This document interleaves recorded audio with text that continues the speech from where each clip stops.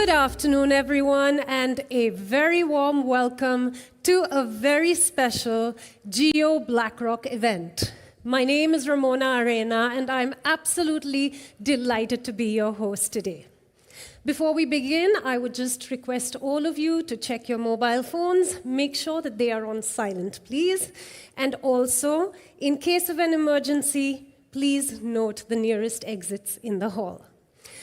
A very special thank you to all of you who are here with us in Mumbai, and to those of you who are tuning in virtually.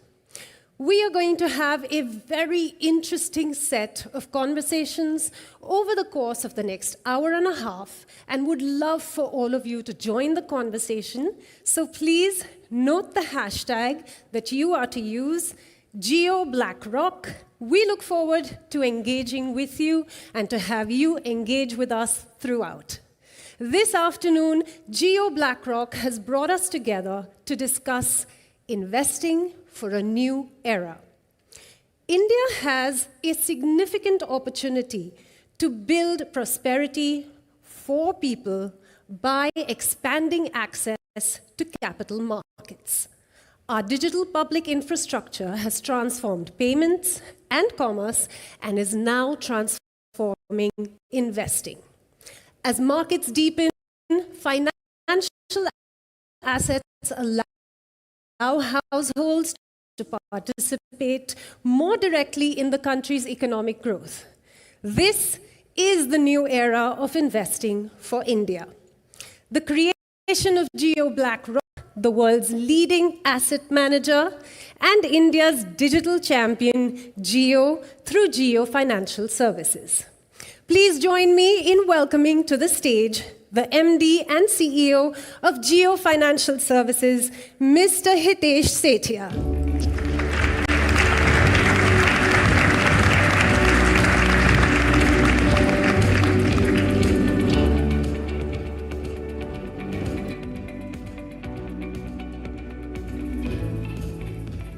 Good afternoon, everyone. Thank you for being here today.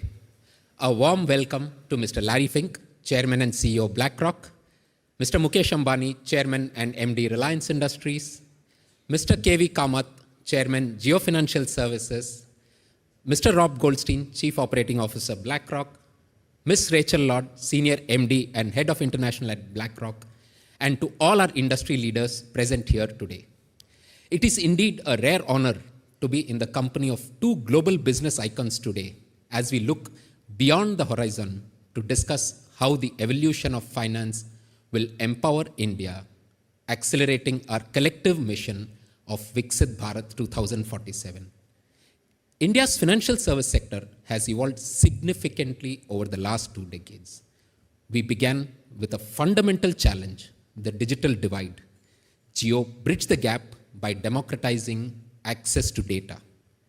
We then moved to a phase of scale where a robust public digital infrastructure such as UPI and account aggregator enabled a transformative pivot in financial services. Yet a striking paradox remains in India. While we lead the world in how we transact, primarily through UPI, we are still in the early stages of how we protect and invest. Our penetration in insurance and mutual funds is barely a fraction of the global benchmarks. This gap is our greatest opportunity to convert world-class access into financial empowerment for all. The next phase of financial services is not just about being digital first, it's about being intelligent always, where financial systems are designed to anticipate needs, reduce complexity, and be hyper-personalized for each and every individual's unique context. This, ladies and gentlemen, is the core objective of Geo Financial Services that looks beyond isolated transactions to connect the core financial needs of people, the need to borrow, need to transact, protect, and invest. With 20 million users joining us on this journey in just over a year, it is clear that our vision of a unified financial experience deeply resonates with modern Indian consumer. As India's economy expands and household income rise, investing is becoming increasingly central to how Indian households build long-term financial security. The mutual fund industry's assets under management have crossed approximately rupees 80 lakh crores, representing a six-fold increase over 10 years. And this number is expected to more than double over the next 5 years. And yet, when viewed in a global context, India still remains early in this journey with a significant runway for growth. Meeting this shift requires a fundamentally different way of building investment institutions. It means a pivot towards outcome-led product and advisory offerings available on a unified, intelligent-first platform. It means leveraging the complementary synergies of partners to build at scale, like when Jio Financial Services' strong brand and digital reach combines with BlackRock's global expertise in investment and risk management. The ambition is not to make incremental improvement. It is to shape a very new era of investing, one that is globally benchmarked, deeply local, and tech-enabled. This afternoon is not just about reflecting on the present. It is about reimagining the future. I am very confident that today's dialogue will set the blueprint for a financial ecosystem that will ably support the vision of Viksit Bharat. Thank you once again for being here. Have a great afternoon. Thank you.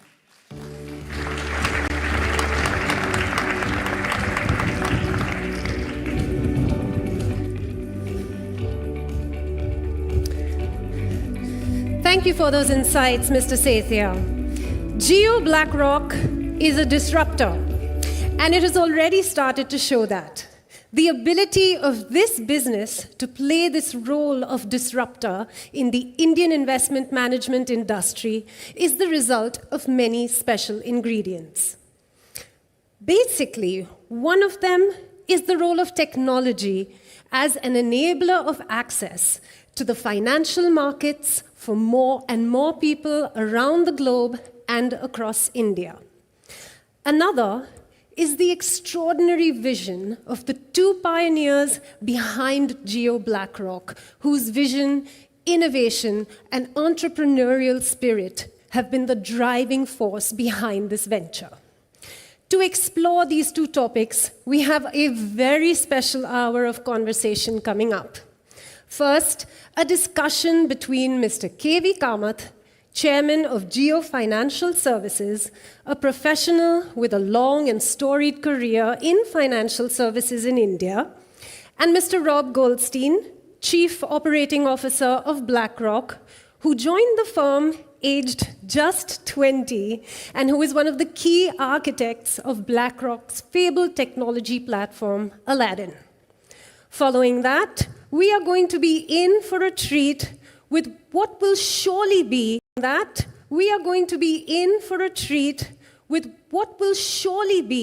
one of the most unique conversations to be hosted in India with Mr. Mukesh Ambani, Chairman of Reliance Industries, and Mr. Larry Fink, CEO of BlackRock.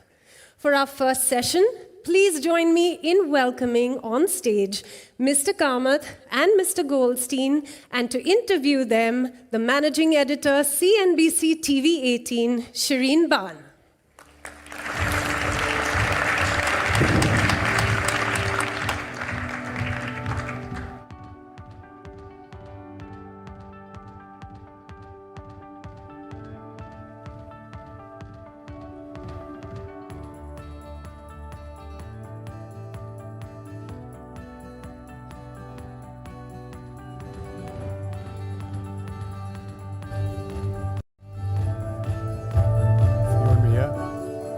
You're going to the middle? Yes, right here.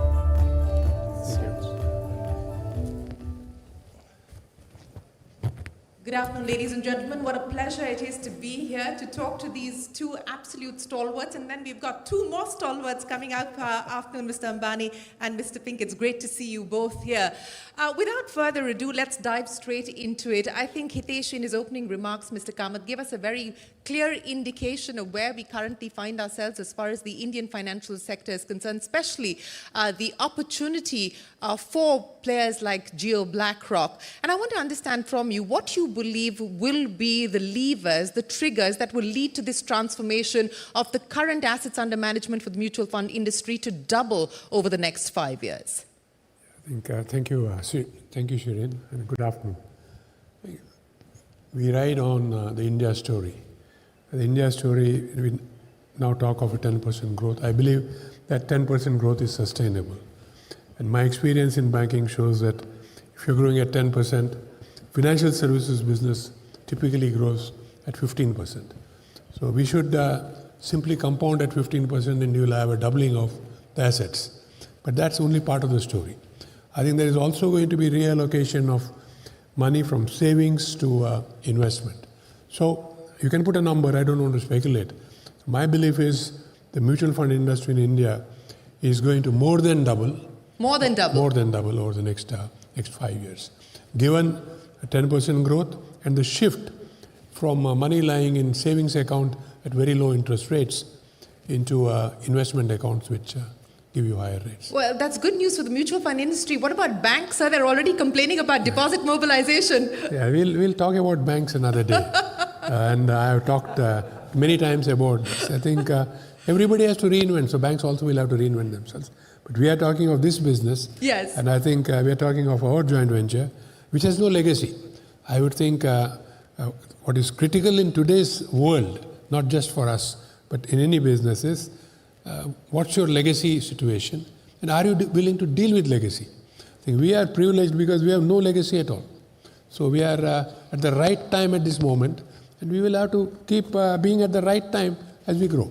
You know, Rob, let me pick up on the phrase that Mr. Kamath used, we're at the right time.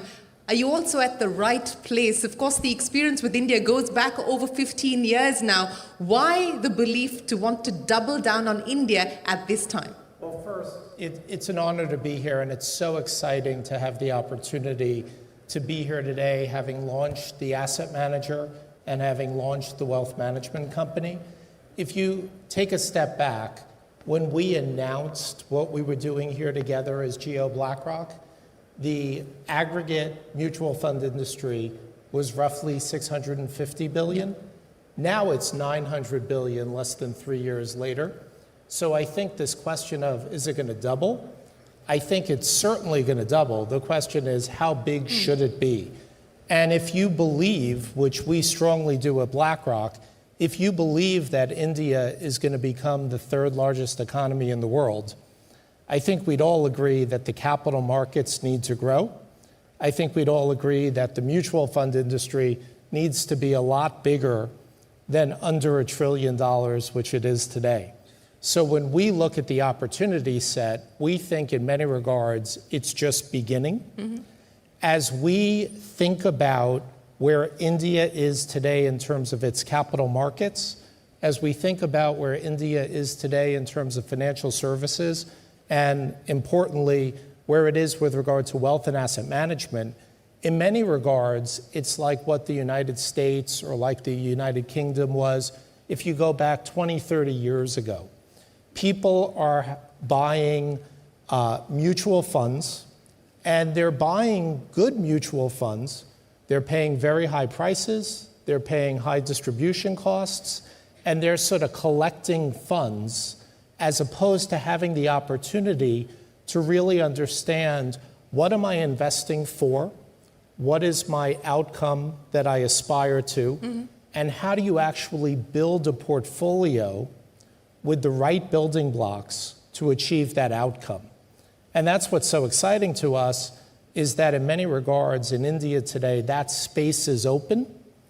The combination of technology that we're able to bring through BlackRock, and importantly, the distribution, reach, and brand of Geo, bringing those two together enables us to really deliver something unique to the market here.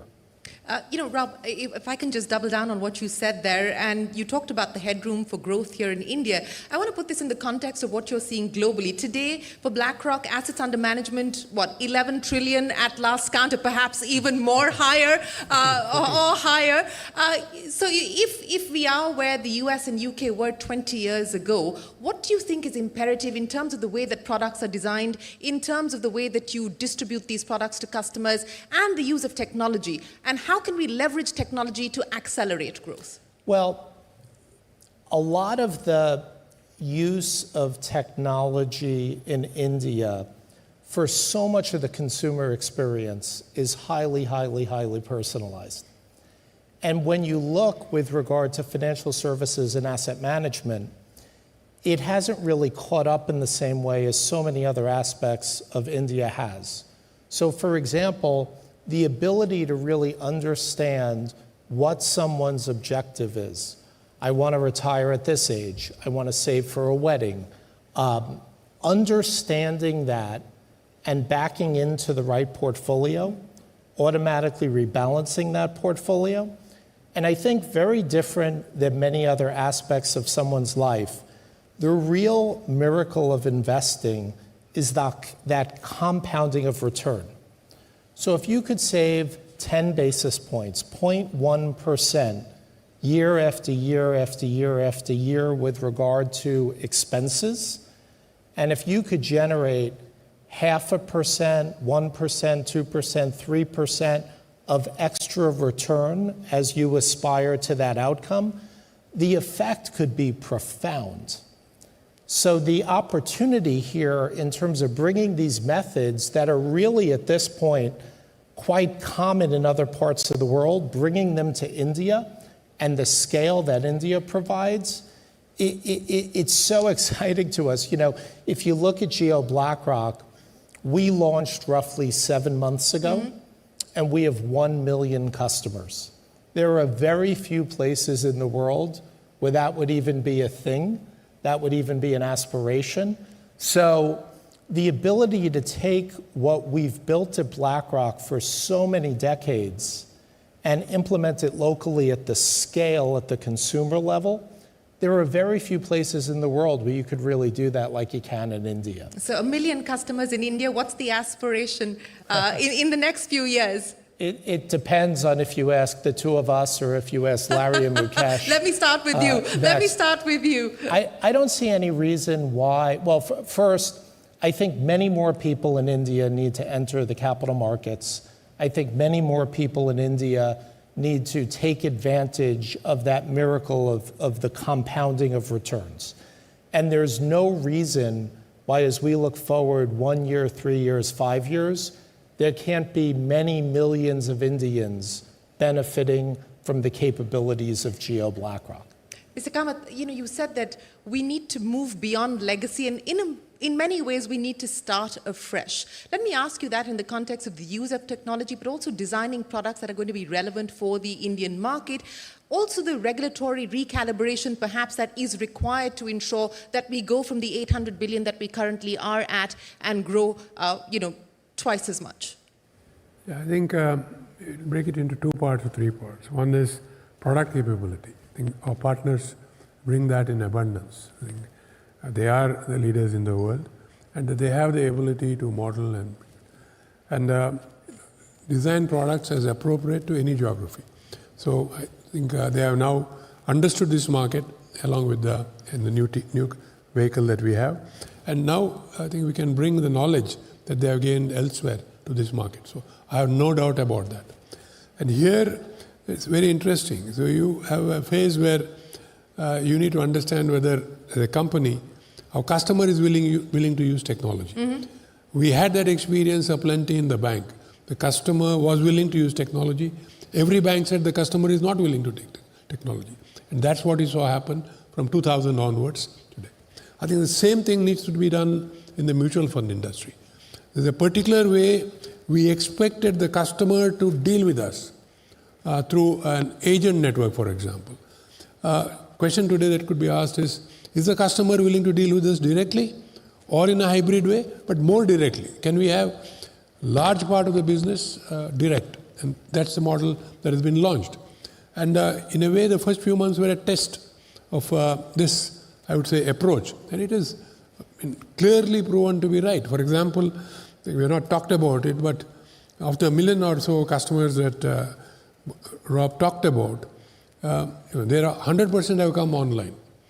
About 25% are new to mutual fund who have come online. So, and I told my colleagues that I can't believe this number, Because if I put myself in, new to mutual funds, I've not been into mutual funds, and I'm going to come online and get on and buy a mutual fund, I would have said, I will hesitate.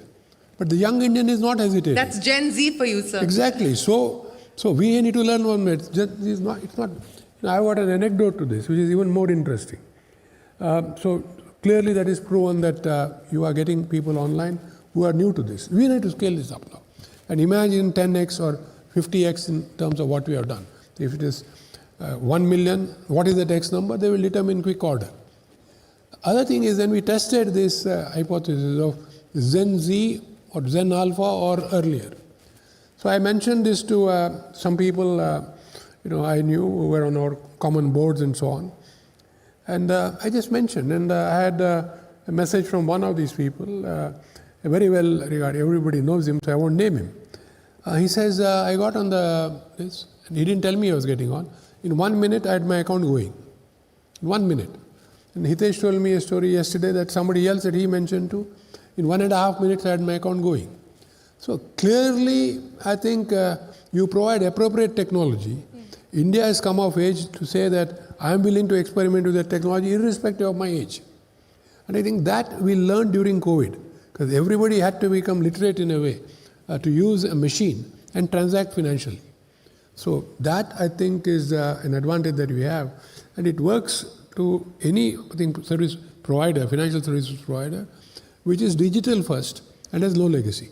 Well, you're giving quick commerce a whole new meaning now, Mr. Kamath. Account openings in a minute and a half. But Rob, coming back But to... wait a minute. Your payment bank, we open an account in 3 minutes. So please try it out. You should try it later. Open an account. I most certainly will. But Rob, coming back to the use of technology and AI specifically, and we were all in Davos, and if I were to do a word cloud, if it wasn't President Trump, it was artificial intelligence and AI. The use of AI specifically, you and your team are behind Aladdin, and that clearly symbolizes the magic of artificial intelligence. But what happens to human stock pickers? I mean, are they going to be relevant any longer? Absolutely. And I think what's important about investing is that part of it is art and part of it is science. And I think if you look at the different methodologies that we have within BlackRock, we have quantitative capabilities, and a lot of those quantitative capabilities we were able to transport to India in terms of how we actually leverage AI to create alpha signals. But at the same time, you have human intuition. And importantly, going back to this concept of stock pickers, if you think about what the traditional process has been, you have a group of people who lock themselves in a room and they read stuff. And no matter how much of a speed reader you are, there's only so much stuff you could read in a given amount of time. And now you have these capabilities that really enable the human to have access to someone who could read everything produced in the world, who could summarize everything produced in the world, who could figure out trends, themes, and actually use it to inform the human intuition, use it to inform the human stock picking. So I think there's room, at least for the next decade, there's room certainly for both. And it's really the human to the power of AI, more so than we have robots sort of choosing stocks for the rest of time. So we still have a decade.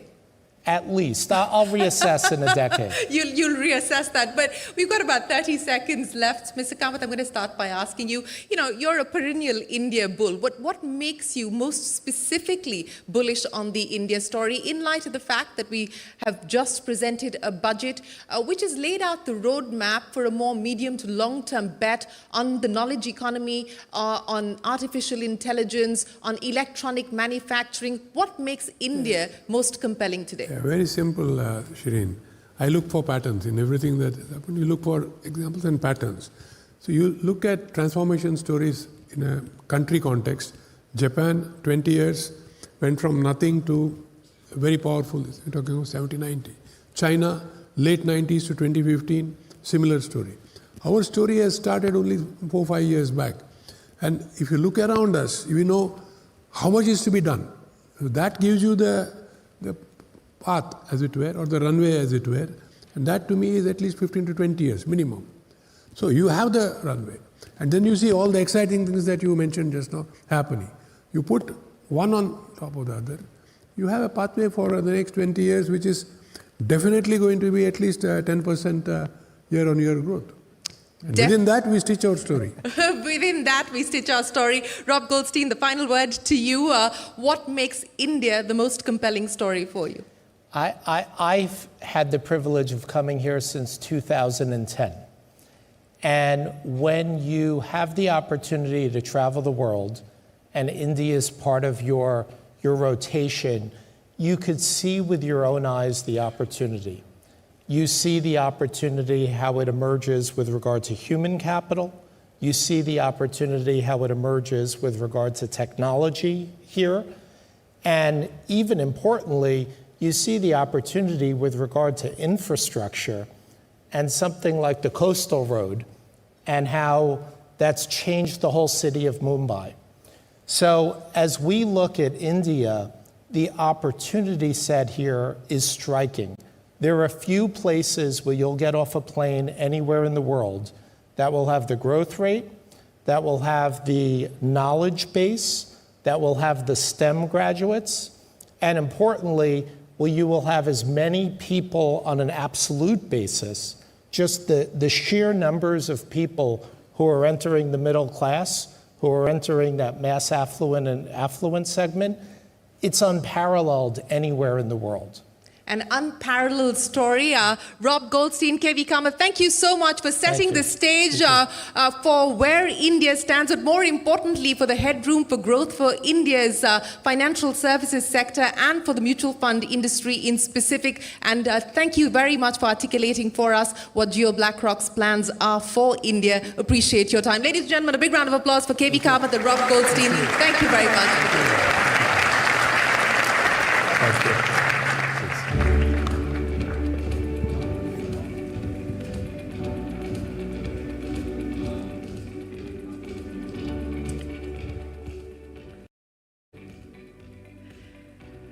And without further ado, may I request the chairman of Reliance Industries, Mr. Mukesh Ambani, and the chairman and CEO of BlackRock, Larry Fink, to please join us on stage. Ladies and gentlemen, a big round of applause for the two leaders who join me in a conversation on what it will take to invest in a new era, the trends that will shape our investment choices.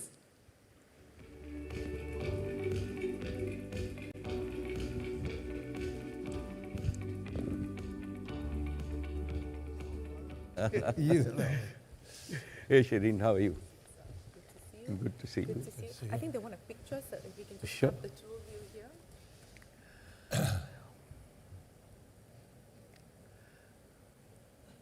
Thank you. Mr. Ambani, Larry Fink, thank you very much, and welcome to a warm, sultry Mumbai from a very cold Davos, Larry Fink, where you were in the throes of conversation with world leaders about the world order or the world disorder. So let's get started with that. We're talking about investing in a new era.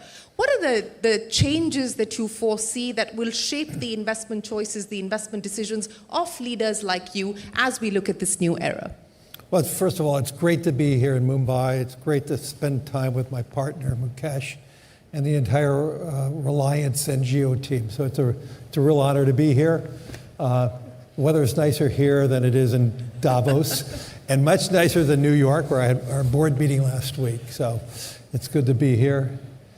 You know, we talk about a new era to give people a foundational understanding where we are. As an investor, I don't look at any era. I mean, our job is to be having people focus on the real opportunities to invest over a lifetime.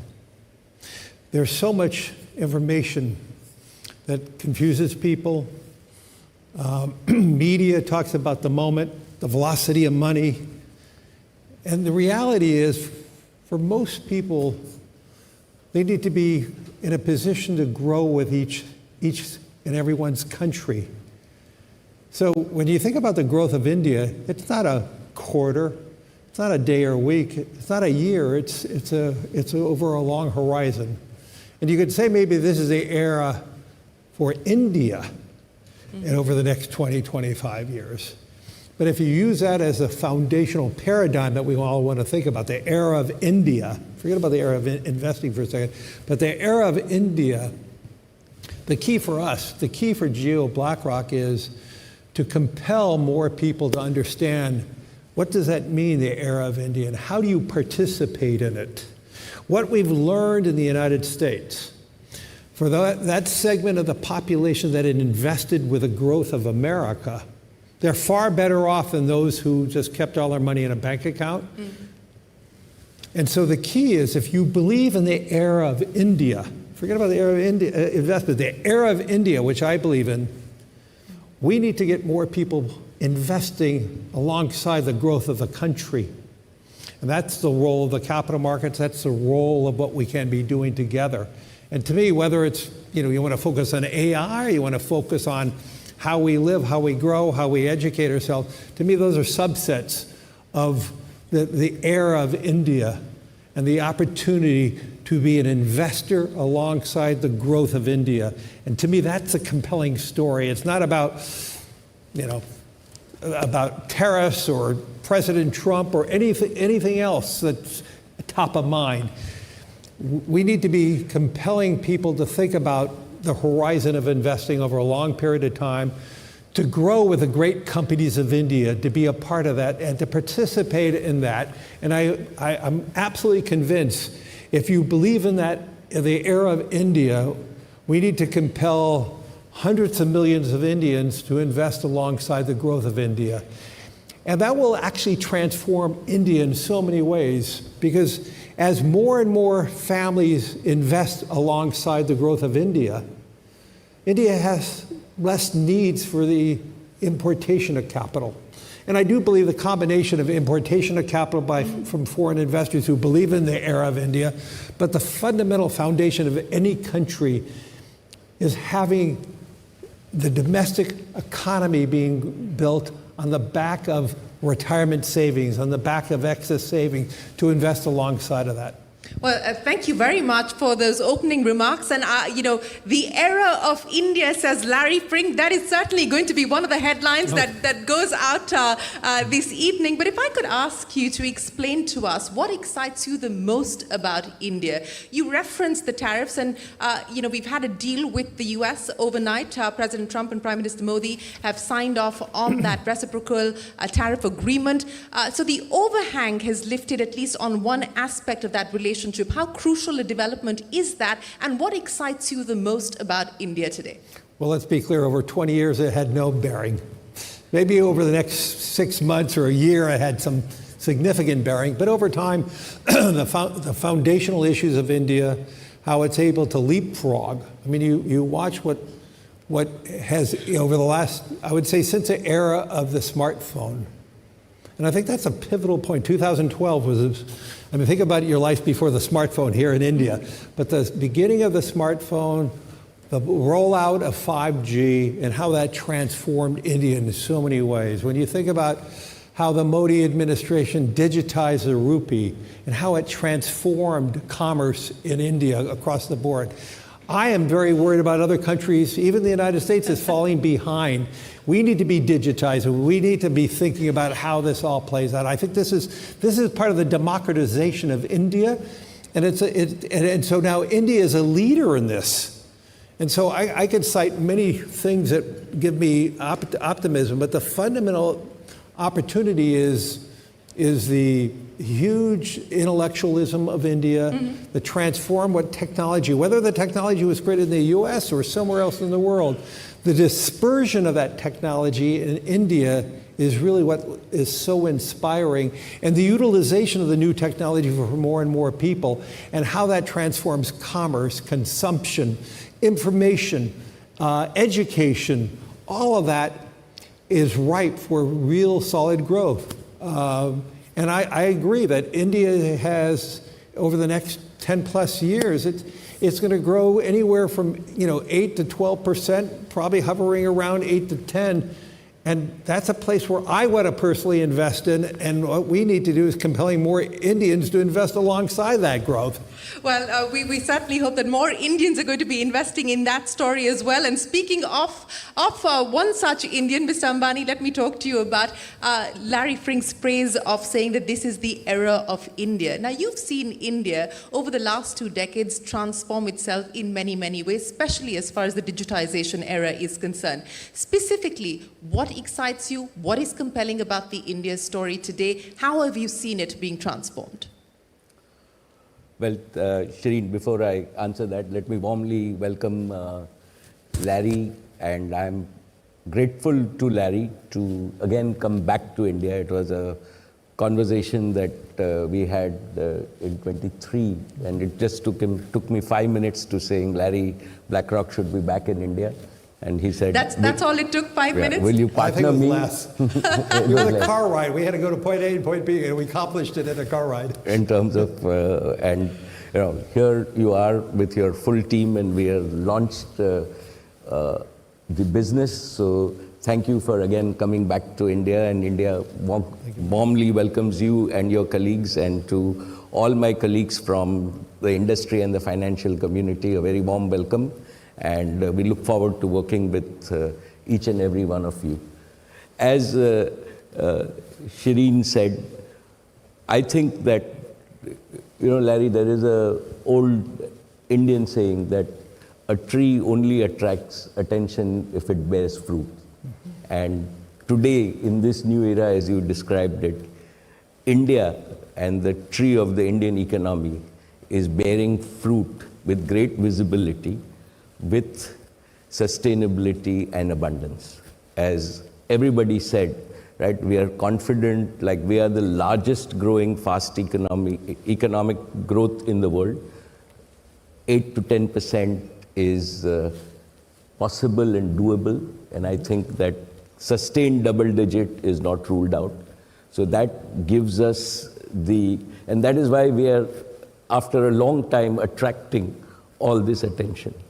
And this has happened primarily because I think that the last 10, 15 years, right, we had 2 successive periods. We had 10 years of Manmohan Singh, where we focused on growth.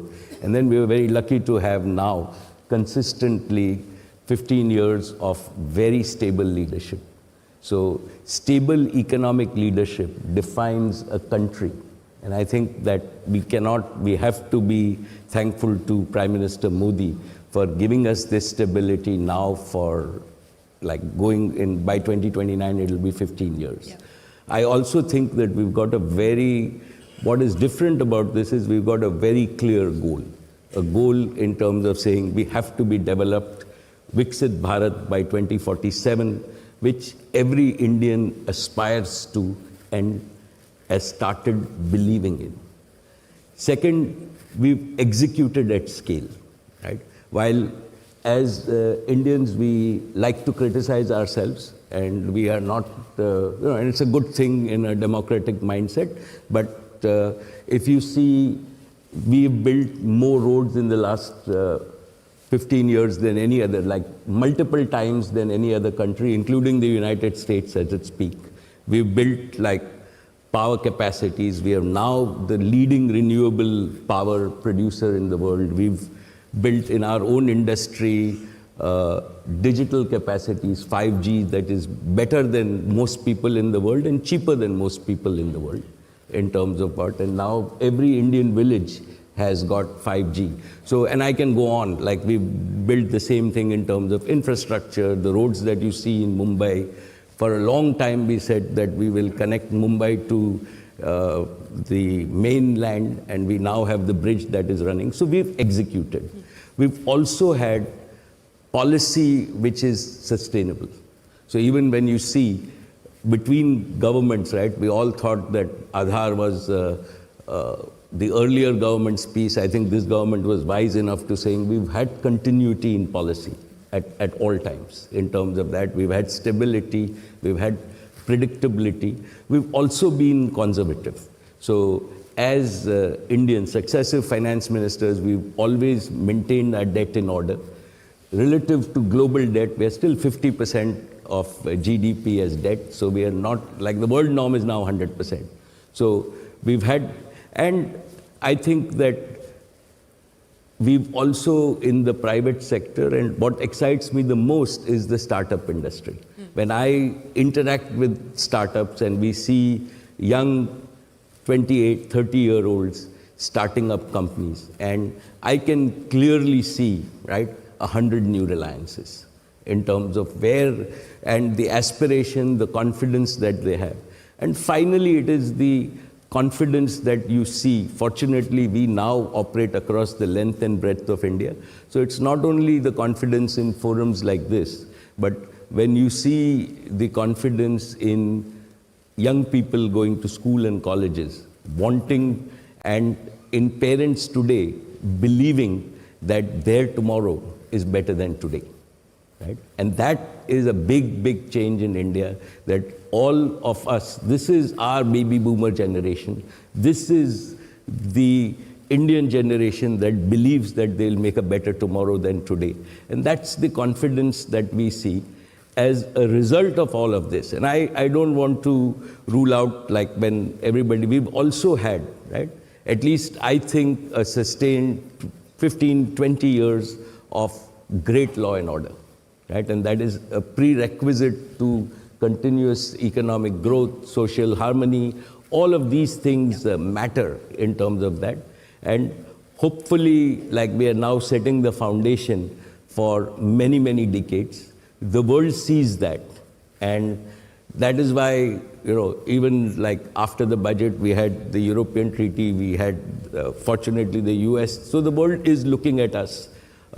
We have, and we at Reliance get at least every month 3 or 4 global majors. We cannot say yes to everybody for partnerships in terms of saying we want to come to India and can we work together. So the world is taking notice of India. It's a tree laden with abundant fruit. And I have always believed that for profit and for prosperity, nobody needs an invitation. And that is why we are attracting all the people. And I think this is very, very sustainable over the coming decades. Sustainable for the coming decades, and 100 more Reliances, in your words, from the startup ecosystem. If that is, comes true and that bears fruit, it'll be a very, very different economy, as you point out, Mr. Ambani. But, I want to understand from you, since we're talking about Jio BlackRock, we're talking about the opportunity for India's financial sector. A lot of people are asking, is the ambition and the aspiration to disrupt this business just as you did with telecom, Mr. Ambani? Well, our ambition and aspiration starts with, what I admire about Larry. Right? And Larry is not only, right, the result-oriented CEO of a US top global multinational, right? But I think that he has a very compassionate and passionate heart. Right? When he told me that, look, like at the end of the day, purpose of BlackRock is not to just make short-term results or not even to make returns, right, for my investors and my shareholders. Right? If I cannot put this money to work, first for the betterment of society, and as a byproduct, I give my investors and shareholders returns, then I would have done my job. And that is the Reliance philosophy too.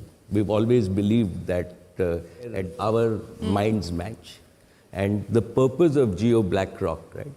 And I think that disruption is fashionable, but the opportunity that we see is that Indians have really been savers, right? Right from, if you look at our history, we have saved consistently over the last 5-6 decades.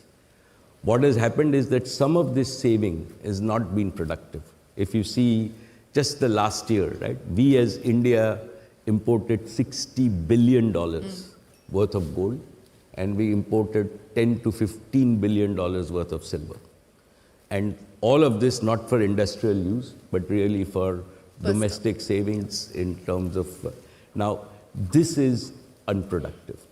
if we can actually convince the Indian saver that if one invests in the capital markets in a safe, transparent, and consistent way, there are returns. And these returns we heard from all the three panelists compound. And for us at Geo BlackRock, the opportunity is to encourage Indians to save, but to make sure that we give them the options to convert those savings into earnings and hopefully compound their earnings so that they not only work for themselves, but they also work for the Indian economy. And that propels the Indian economy to grow in terms of what we want to do. And then we all grow together. So yes, if you call that disruption, we will use technology, distribution to achieve that for every Indian household, for every Indian small business and large businesses. That's our objective. So from the foundation and the beginnings of BlackRock, we never focused on targets of growth, ever. And yet, our focus has been relentlessly on the client, whether it's a client who's awarding us 100 rupees or a sovereign wealth fund who is awarding us tens of billions of dollars. If you are working on behalf of each and every client, and you're serving that client over a long horizon with good advice, with maybe a degree of safety, and importantly, just confidence building about the opportunities of compounding over a long period of time, through the utilization of technology to intersect more often, more frequently, to have deeper, broader relationships with your clients. That's how disruption occurs. But disruption does not occur because you set a target. The target is making sure you're living with purpose every day with each and every client. And if you can achieve that with consistency day after day, clients will reward you with more share of their wallet. And so to me, it's just it's a process. It's a process you have to earn every day, live every day, and if you do that properly and you embedded that in the culture of the firm, we could be disruptive, but you can't be otherwise. Yes, we can't be otherwise. You need to have the alignment of values, and then, of course, everything else builds on top of that. But Mr. Ambani, let me come back to you on the investing in India's growth opportunity and this new era that we're speaking about, and the role of making strategic choices today, which will require patient capital. And I want to understand from your perspective what it will take actually to build patiently with patient capital over the next 2 decades. Well, I think that the Indian opportunity, as we stand at about $4.5 trillion of GDP in a $110 trillion world. Right? I see us outgrowing the world and finding our right place. So I am one of those believers who think that this 4.5 in a 20-30 year period, right, will outgrow the rest of the world, and we will hit $25-30 trillion. It's going to be 30 years from now, but as we do that, the India opportunity is a 10, 20, 30 year opportunity. And when you think about solving India's energy problems, I am a believer that in the next decade, India will not import 80% of its energy. We have a path, and God willing, with technological breakthroughs, we will be reasonably self-sufficient in energy. Investments in such energy sectors which make us self-sufficient are 20-30 year time horizons. Investments in physical infrastructure that we still need. We have the opportunity to build with today's technology the physical infrastructure for 1.4 billion people. We've done a lot, but there's a lot more to do. These are also 20-30 year opportunities. Technological infrastructure, we are not going to be behind the world in terms of building country scale intelligence infrastructure so that every village has intelligence available to them. And this also is a 20, 30-year opportunity. Each one of this is hundreds of billions of dollars of investment. And within that, while the benefits are there, right, they're long-term, sustainable, compoundable opportunities, and that requires sustainable capital, which comes both from within and outside. And to my mind, India is attracting, we ourselves, our own experience in most of our industries is that it is not capital which is a problem. It is opportunities and execution, right? And the ability to give an overall transparent framework to both the consumers and the investors, which is the opportunity. It's not going to be limited by patient capital. The world recognizes that India, because the world also doesn't have many such scale opportunities where they can deploy on a few projects hundreds of billions of dollars. Absolutely. The market, of course, in India presents a very compelling opportunity across different sectors, as you spoke of. But Larry Fink, let's talk about AI and the power, the potential of AI. And you're a big believer in the AI story, not just for BlackRock, but in general. You know, the stock market volatility notwithstanding, the fact that we're spending hundreds of billions of dollars in this AI infrastructure build out, and this is sort of front-loaded spending, and there's a question mark still on the revenues and the returns. How do you sum up what is happening in the world of AI today? What do you look for? What do you look at? I would first and state that I don't believe there's an AI bubble. You don't believe that? Not at all. I believe the greatest risk we have is if we don't invest and continue to invest, China will win. And I believe the need to rapidly expand the AI opportunities is necessary. That doesn't mean we're not going to have some bankruptcies. We'll have some failures. That's capitalism. You're going to have some big successes and big failures. But the opportunity that companies have in utilizing AI is going to be present in everything we do. I mean, even yesterday you had Anthropic announce a new model, which is going to be threatening for some businesses, but it's going to be an opportunity for other businesses. You mentioned Davos, and you mentioned the word cloud.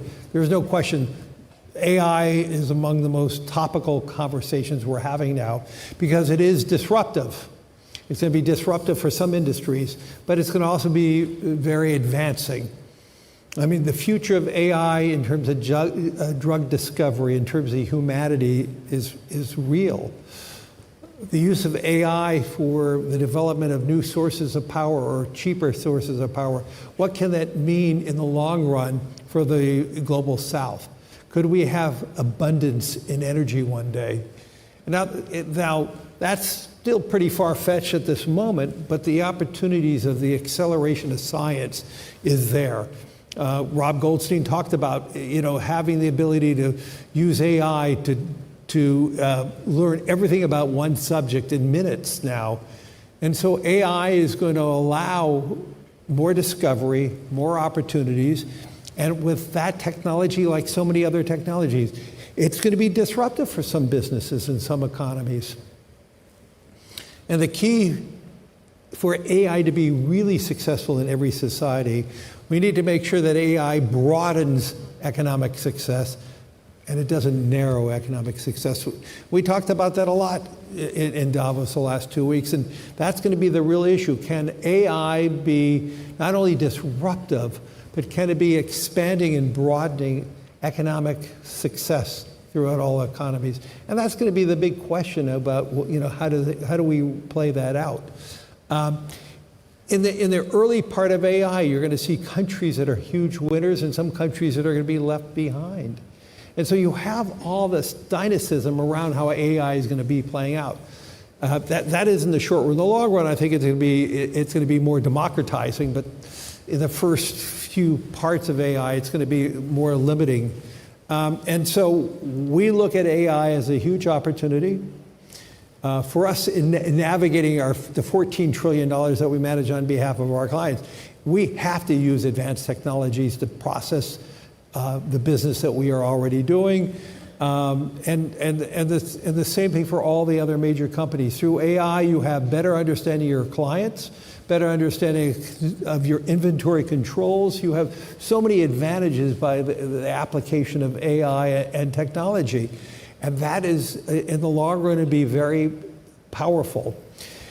In so many of the developed economies, we have excessive deficits. It's a conversation that was not talked about in Davos about the excessive deficits, which is a substantial problem for many of the developed economies, including the United States. Can AI increase productivity? And if so, can we increase GDP with a diminishing population? That's going to be the question that Korea is going to be asking, and Japan's going to be asking, and Italy. Can you have a growing economy? Can you have a broadening of economic success with fewer people, with the utilization of AI and robotics? I believe the answer is going to be profoundly yes. But it also means countries that have very rapid growing populations, that's going to be a bigger question.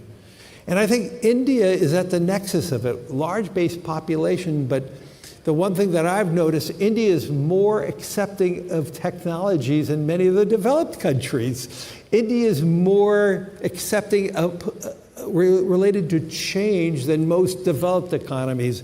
And so because of the large scale population, AI is going to create jobs and disrupt jobs, but for those economies that are willing to accept change and rapidly deploy that change in a positive way, and I think about India, the way it rapidly transformed its economy with the digitization of the rupee. I mean, to me, that was a wonder to watch. And so to me, AI is going to be a powerful growth engine in the world, but we need to make sure it's a growth engine for more. You're absolutely right. And, to your point about India surprising on the digitization front, this was a surprising fact for me as well. The Binance CEO in Davos telling me that India is the #1 adopter of blockchain technology, and that's something that I was not aware of. But, Mr. Ambani, since we're talking about AI and we're talking about technology, to Larry Fink's point, how do we leverage all of this to create shared wealth creation? Well, I think that I'm a believer, have been a believer that we have to embrace technology. We cannot run away from it. And AI is real, right? From an India point of view, it is hugely advantageous.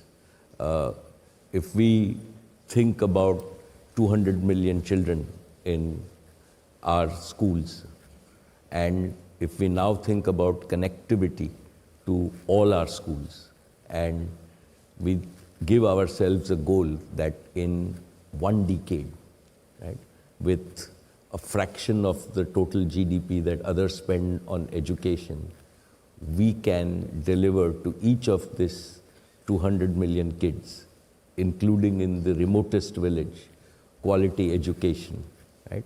I think without AI, this problem, we could not have dreamt about solving it, and we will. We are also participating in this opportunity. This is a solvable problem.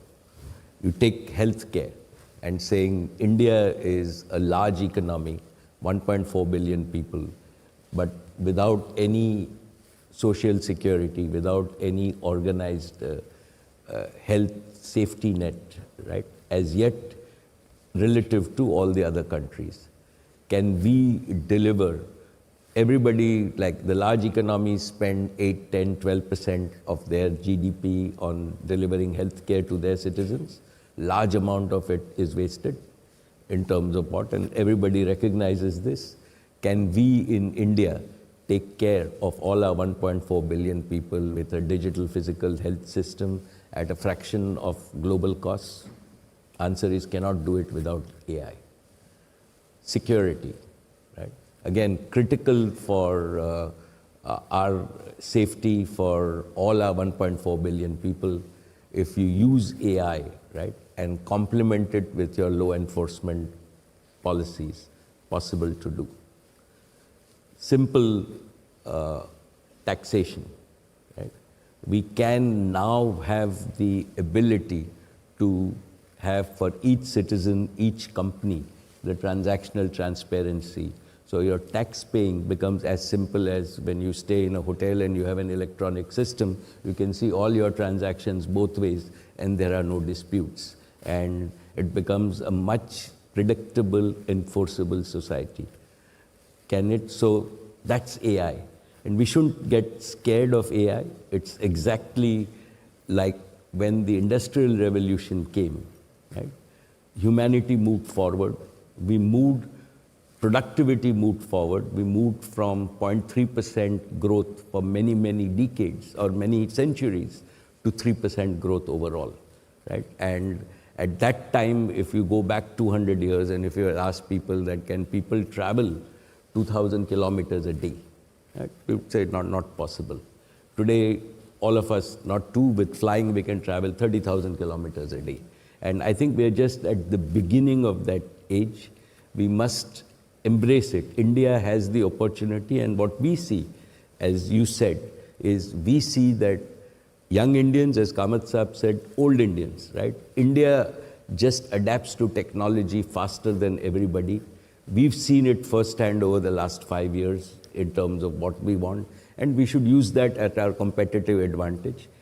Embrace this, get the productivity advantage, get the earnings advantage, build a better society in terms of, and use tomorrow's technology before anybody else so that we catch up from our $4,000 or a few $1,000s per capita to double-digit per capita, and then get to, the US is still at $40,000, $50,000 a capita, so we've got a long way to go.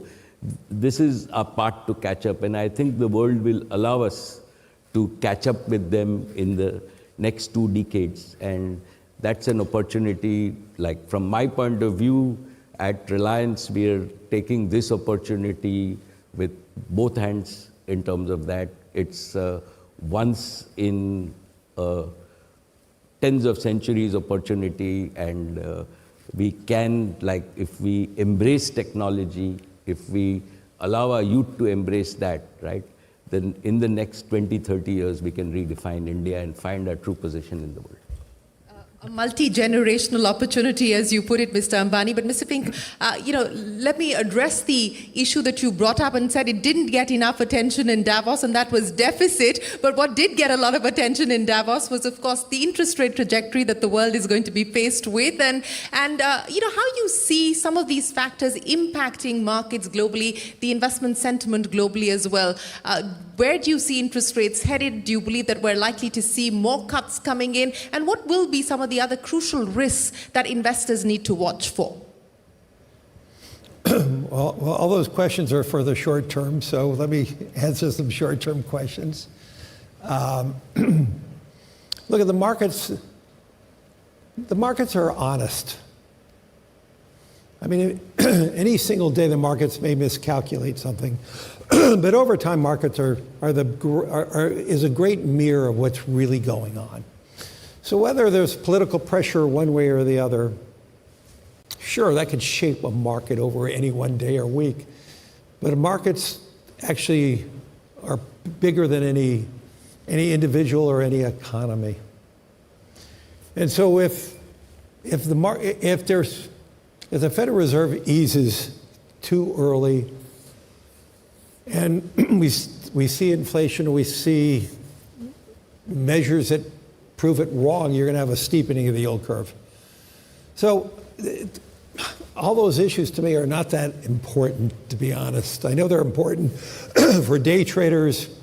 They're important for media because they can talk about all the churn and all that. But it really doesn't matter that much, and I don't really spend that much time focusing on those type of issues. Now, over a course of any one quarter, any 1 year, yeah, sure, they matter. But over time, the markets correct itself and rebalance itself. And that's pretty much the message that we have to constantly talk about. Because the message is not about the moment, and everybody gets so confused about the politics, the polarization of opinions, the politicization of everything. And yet, over time, that's the beauty of markets.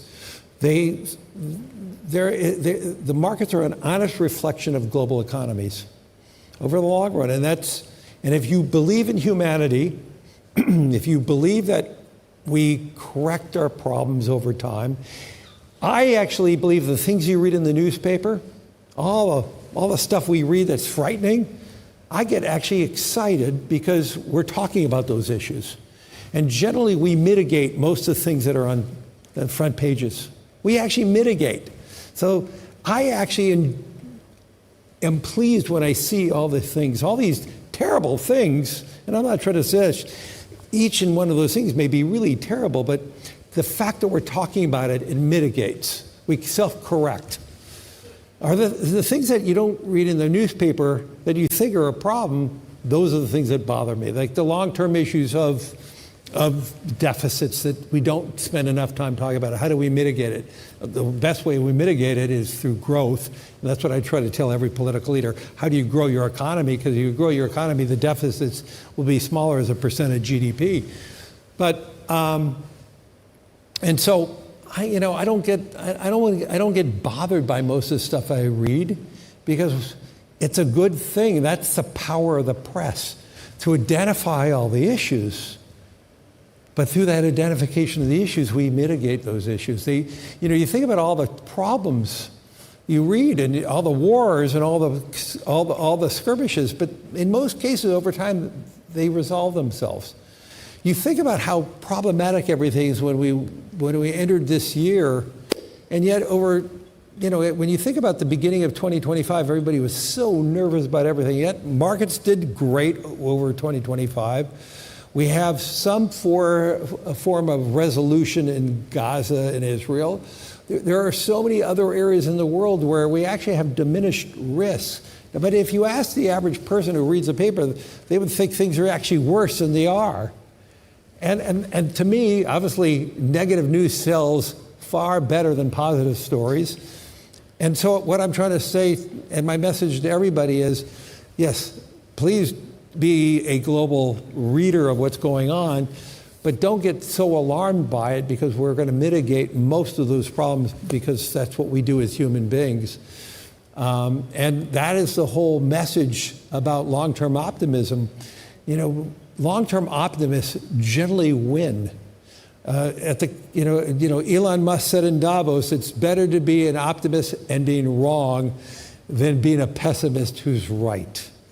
And I think about just Elon himself for a second. I've never met a person who is as smart as he is, but with the imagination that he has and the guts to do what he's done. And I think in building that out, and I would just liken that to Mukesh Ambani, the ambition, the imagination.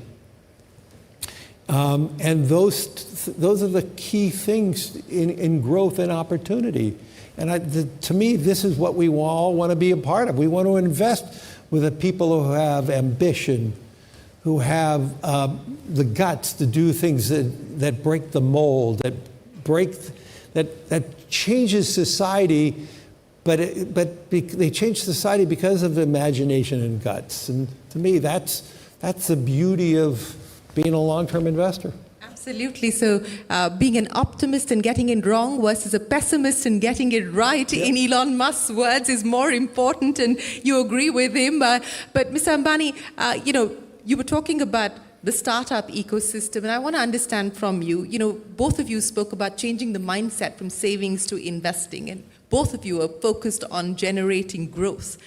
What is the message to the young Indian saver today? What would both of you tell the young Indian saver? And let me start by asking you, Mr. Ambani. Well, Shireen, I think that to my mind, the India opportunity, right, is genuinely a new era. It's now, we can see it visibly over the next 2 or 3 decades in terms of, and all of us agree that growth, and we take growth for granted, but let me tell you, all over the world, people would die for 10% year-on-year growth, right? And we are growing on a large base, and we will sustain that. So for any young Indian, right, this growth is going to be converted to growth into his or her income. Right? And so you would have income growth.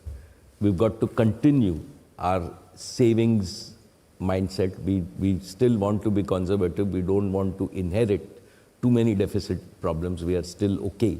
So as long as we save, and if we make that mental mindset in terms of saying we will go and invest our savings to grow with India back into productive uses, to have these productive uses, Jio, BlackRock, and the whole financial community. Today, to my mind, like while we all talked about 1 minute, I still think that from my perception, right, access to investments and productive compoundable investments is complex, it's not affordable, and it's not available to all. And that is what every young Indian should demand for. And it's our job in industry to do exactly what we did with Jio, that it should be available to all. And then people will benefit from the power of compounding. I think that we talked about compounding, but money in a bank account lying in simple interest is not compounding. Right?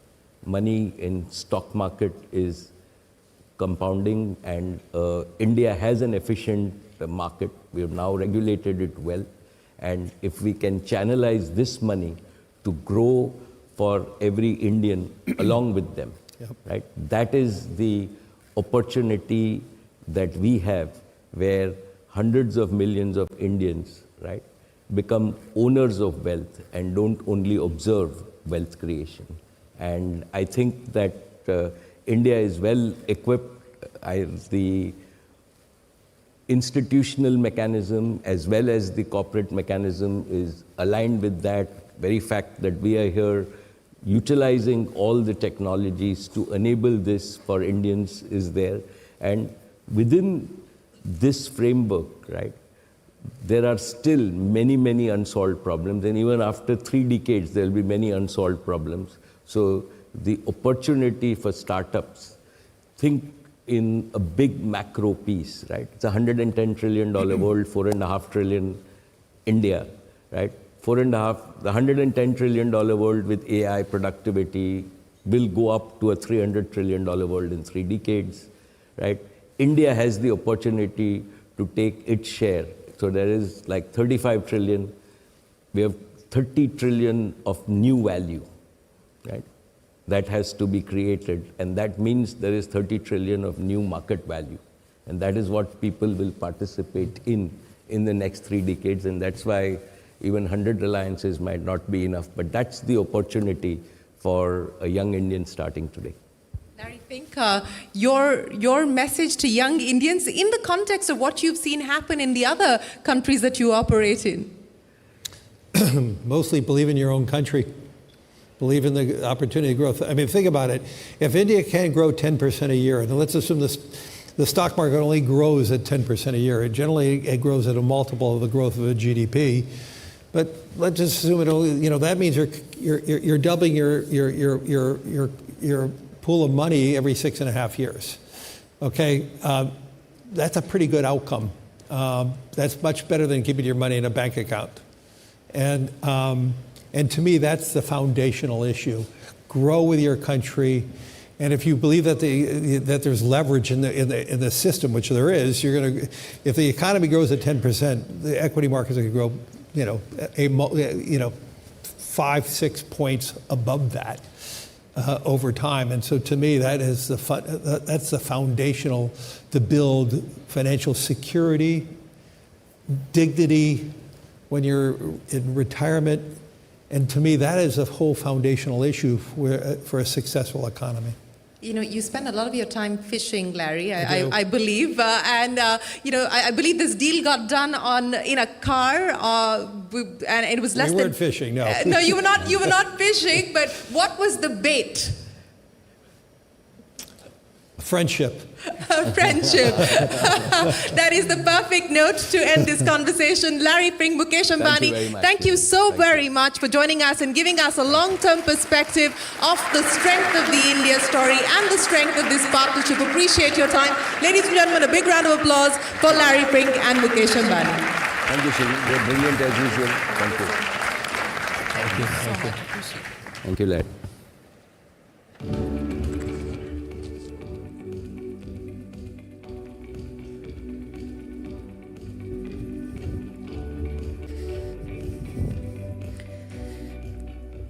Once again, a big thank you to Mr. Mukesh Ambani, Mr. Larry Fink, and Shireen Bhan. Up next, to tell us about the Geo BlackRock advantage, please give a warm welcome to Mark Pilgrim, Managing Director and CEO, Geo BlackRock Investment Advisors, and Sid Swaminathan, Managing Director and CEO, Geo BlackRock Asset Management. Warm round of applause, please. Thank you.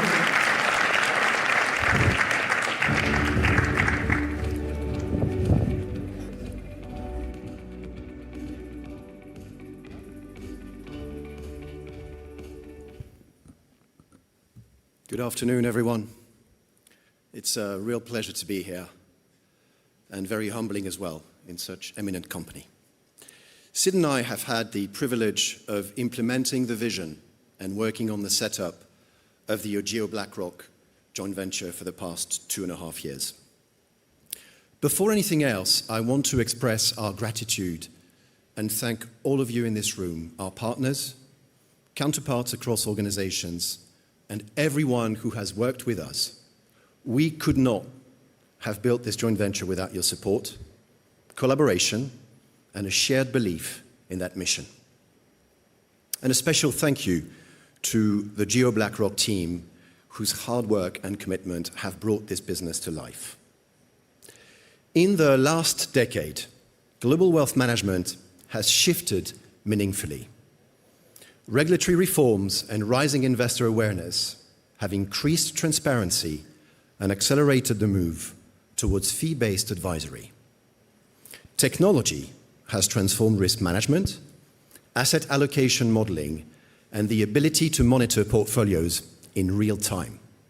And digital engagement now enables personalized interactions at an incredible scale, improving outcomes, discipline, and trust across market cycles. I've certainly learned an extraordinary amount since my first trip to India back in 2023, especially about the deep intentionality with which Indian families plan for their futures. The long-term mindset is striking. Households save with a level of discipline, resilience, and foresight that reflects both cultural strength and a profound commitment to financial security across generations. India has one of the most advanced digital public infrastructures globally, but investing still feels harder than it should. The India stack has driven financial inclusion at extraordinary scale, but wealth inclusion has not kept pace, and investors too often lack guidance aligned with their risk appetite and product understanding. As a result of this, most people have a binary choice: manage everything alone or rely on episodic sales-led advice. So Geo and BlackRock came together to bridge this gap, combining digital reach and investment rigor to offer high-quality investment solutions at scale. The asset management company, led by Sid, was launched back in July, and I just hosted yesterday a press event for the launch of the wealth management company. Our wealth management company brings a wealth layer on top of the India stack to deliver personalized, fiduciary advice that is accessible and affordable. Personalization means advice very specific to the investor, taking into account where they are in their life, their risk appetite, and adapting as they and the markets evolve.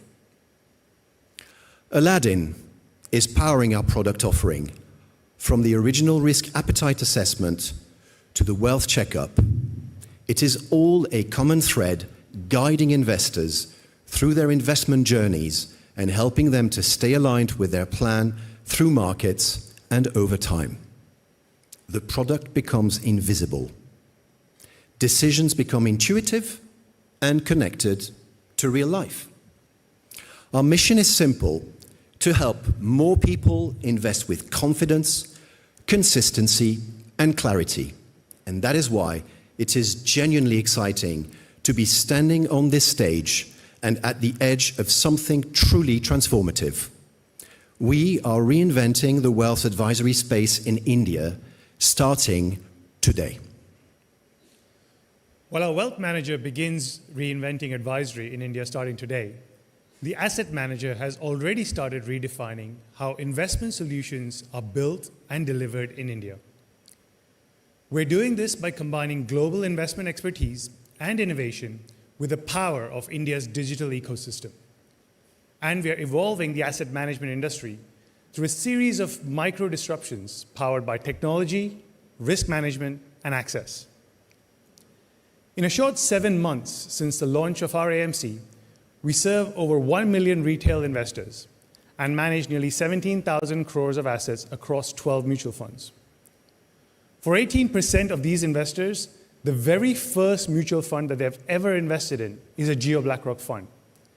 Clear evidence that we're not merely participating in the industry, but we're expanding it. And over 40% of our retail AUM comes from beyond the top 30 cities, well above the industry average of 28%, showing how technology and a trusted brand are widening access across the country. A core pillar of our offering is BlackRock's Systematic Active Equity Platform, or SAE, that blends human insight with AI-powered analytics. It evaluates thousands of traditional and alternative signals to construct portfolios, to design and adapt to changing markets while balancing risk awareness and alpha generation. This capability has been refined for over 4 decades at BlackRock and is now accessible to every Indian. We have also brought Aladdin, BlackRock's proprietary institutional-grade risk and investment management platform, to India. Aladdin enables us to constantly innovate and operate in a cost-efficient manner. We're able to pass on this advantage to our clients by pricing our offerings competitively. What's super exciting for me is that we're just getting started. We're building on this strong foundation. Our 13th NFO, the Sector Rotation Fund, again powered by SAE, is underway. It follows the strong momentum of our FlexiCap fund, which has over 700,000 investors. And we have a robust pipeline of mutual funds to bring to the market. We've recently introduced Jio BlackRock Profolios, which provide curated asset allocation baskets to our investors, in line with our goal to make investing simpler. In the coming months, we will be expanding our offering from low-cost building blocks like ETFs to more advanced risk management solutions such as specialized investment funds, and providing global access to our entity in GIFT City. All of these will be delivered through the same technology-led investment architecture. India's story today is one of rising participation. Our role is to keep widening that pathway, to help every Indian invest with confidence and clarity. We're not just making products, we're not just building capabilities. We're building a next-generation investment platform, expanding access to high-quality investing, giving Indians more meaningful choice, and helping millions make their dreams possible.